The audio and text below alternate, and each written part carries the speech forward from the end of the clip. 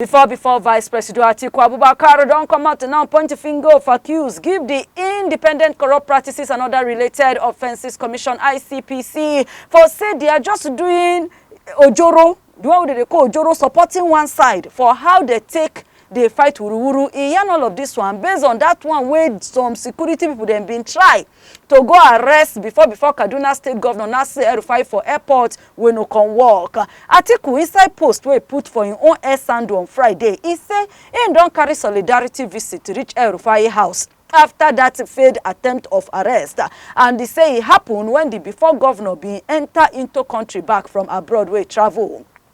Before Vice President come share picture from that visit where Sean said the day for closed door meeting with El-Rufai for in private house. But as we are talking like this, ICPC still never answer to the accusation of saying they try to do wetin happen so.